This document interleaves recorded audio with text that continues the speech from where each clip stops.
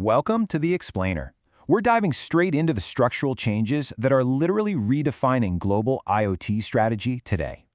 AI is accelerating, the market is shifting, and enterprise leaders are having to completely reevaluate what reliable, scalable connectivity actually looks like. If you're building or managing connected systems, the calls you make over the next 2 years will fundamentally decide whether you gain a massive competitive edge or expose your entire operation to some serious risks. So, let's get into it. Okay, let's dive into this strategic blueprint. We've got a great lineup today. We'll start with the expanding IoT ecosystem, followed by industrial IoT in action, and how to choose the exact right protocols.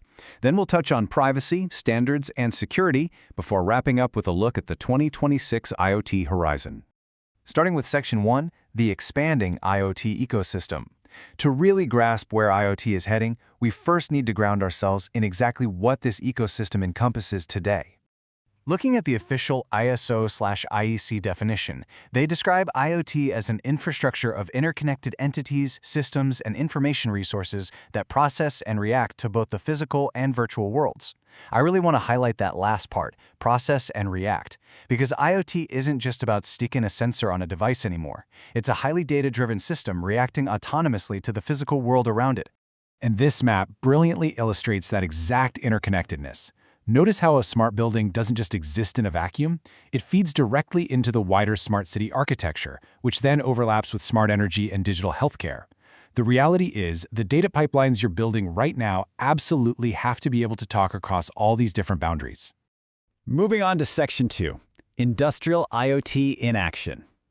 Let's pivot to the practical side of things. Why are enterprise IT leaders so focused on aggressively deploying these complex systems on factory floors and remote sites? Well, it comes down to this number right here, 30%. Putting connected sensors on critical machinery can reduce unplanned downtime by up to 30%, and it cuts maintenance costs by a whopping 25%. Think about it. Instead of a machine just breaking down out of nowhere, you get real-time alerts on abnormal heat or vibration way before the motor actually gives out. It's a total game changer. And we're seeing this play out across some really high-impact sectors. Take predictive maintenance. Platforms like Siemens Insights Hub use this data to massively improve equipment effectiveness. In smart agriculture, we're seeing real-time soil monitoring. Over in renewable energy, AI platforms like Evergen predict energy demand based on real-time telemetry. And in healthcare, remote patient monitoring tracks vital signs straight from home.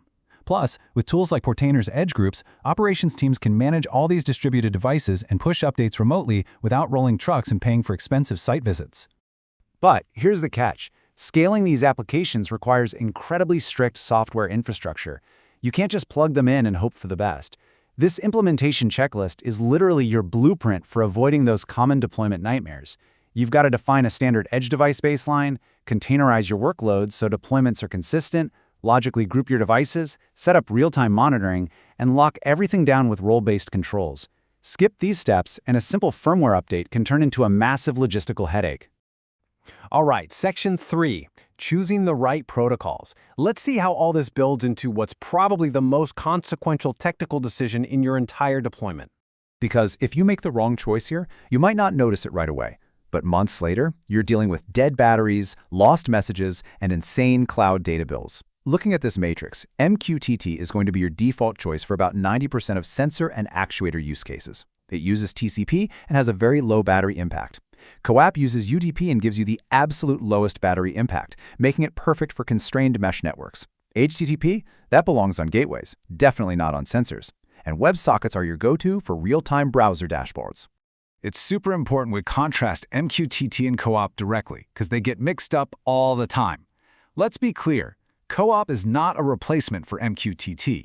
MQTT gives you those persistent TCP sessions and is your heavy lifter for cellular networks. CoAP, on the other hand, is a highly specialized tool for deeply constrained memory environments. We're talking microcontrollers with under 64 kilobytes of RAM running on closed local mesh networks.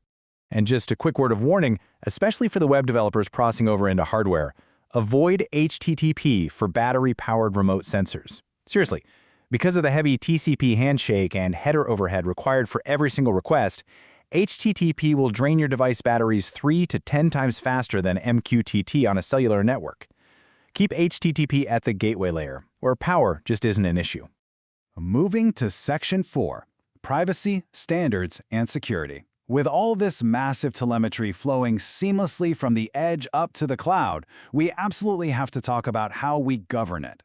Privacy by design isn't just bureaucratic red tape.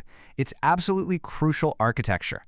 It means minimizing data collection right at the sensor level and ensuring everything is encrypted.